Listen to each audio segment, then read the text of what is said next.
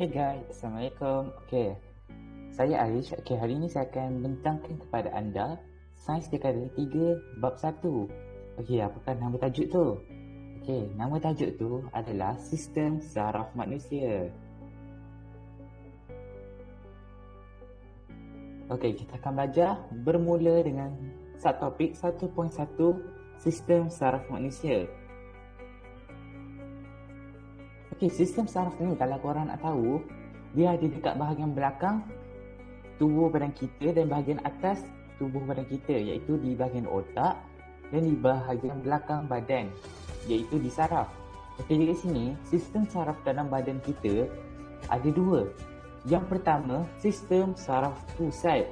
Sistem saraf pusat ni, pusat kan main utama kan. Maksudnya sistem saraf pusat ni adalah sistem saraf yang utama, yang paling penting dalam tubuh badan kita ni. Dan yang kedua adalah sistem saraf periferi. Sistem saraf ni dia macam sokongan bagi yang utama. Sistem saraf pusat ini terdiri daripada dua saraf, iaitu otak dan saraf tunjang. Kat sini kita tahu kan bahagian otak ni di atas kepala kita, manakala bahagian saraf tunjang ni ada di bahagian belakang tubuh badan kita. Kalau kita rasa kat bahagian belakang badan kita ni ada tulang. Dalam tulang tu ada saraf tunjang. Sistem saraf bagi saraf periferi pula ada dua saraf. Yang pertama sekali adalah saraf kranium. Saraf kranium ni ada 12 pasang di bahagian otak. Di sini, saraf kranium ni adalah penghubung bagi organ kat dalam bahagian kita punya kepala untuk berhubung dengan otak. Contoh dari mata, nak pergi ke otak, mata ni akan masuk dalam saraf kranium ni akan bawa sampai ke otak. Jadi dia ni adalah penghubung bagi organ-organ dalam kepala. Manakala saraf spina. Saraf spina ni pula adalah penghubung bagi saraf tunjang kepada otot-otot di bahagian badan kita lah. Dia ada 31 pasang. Banyak ya dalam badan kita ni. Fungsi sistem saraf. Yang pertama sekali, dia dapat mengesan rangsangan. Kat sini mesti korang pelik kan? Apa kegunaan dia? Apa kegunaan ni? Kat sini, keseluruhan sistem saraf ni dia akan mengesan rangsangan. Apa itu rangsangan? Rangsangan ni nak dikatakan dia adalah masalah. Senang cerita masalah lah. Apa yang berlaku, kita jadikan dia sebagai masalah. Situasi. Contoh, telefon kita berdering. Masalah kan, kita kena jawab call kan. Jadi, saraf kita ni yang kesan benda tu, yang kesan masalah tu. Yang kedua, menghantar impuls. Menghantar impuls. Impuls ni nak dikatakan dia adalah arus elektrik, tapi dalam tu ada maklumat. Kita dengar kan telefon tu berdering. Kita sangat-sangat. Tapi macam mana kita nak bagi otak kita tu tahu yang telefon tu berdering. Jadi bunyi tu, daripada bunyi dia akan tukar menjadi impuls, menjadi elektrik dalam badan kita. Jadi kat situlah pertukaran impuls sampailah ke otak. Di sini, yang ketiga mentafsir impuls, mentafsir masalah. Di sini dia akan tafsir lah maklumat-maklumat tu. Kita perlu buat apa? Takkan kita dengar je telefon tu berbunyi kan? Jadi otak akan tafsir. Otak akan cari jalan kerja untuk selesaikan. Dan akhir sekali otak ni akan bagi maklumat tu dekat otot supaya gerak, supaya menjalankan gerak balas, menghasilkan gerak balas. Faham tak sini? Dia akan melakukan benda lah. Kalau contoh telefon tu berdering, otak suruh angkat, otak angkat phone tu jawab. Jadi gerak balas dia adalah phone dijawab. Macam tu. Gerak balas ni ada dua kategori. Yang pertama adalah tindakan terkawal, manakala yang kedua adalah tindakan luar kawal.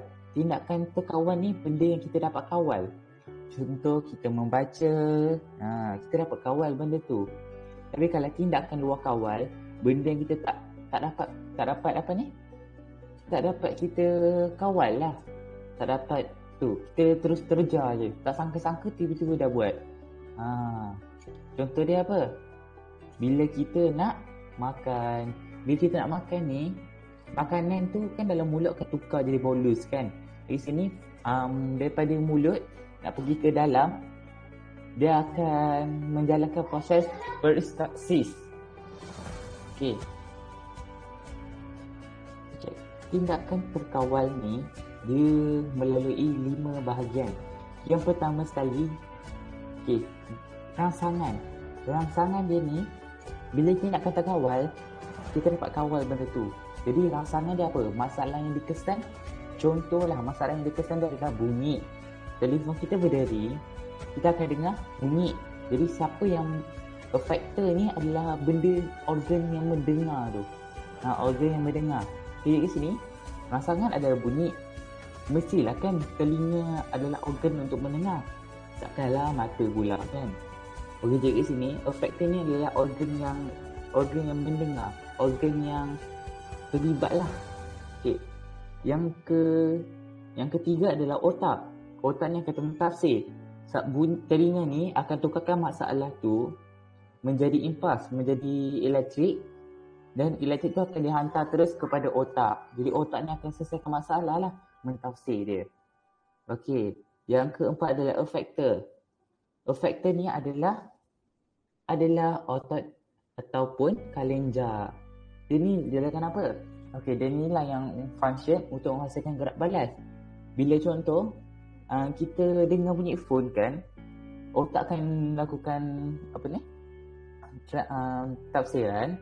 Di sini otak tu akan bagi maklumat kepada effector. Effector tu kena buat apa? Effector tu kena buat apa?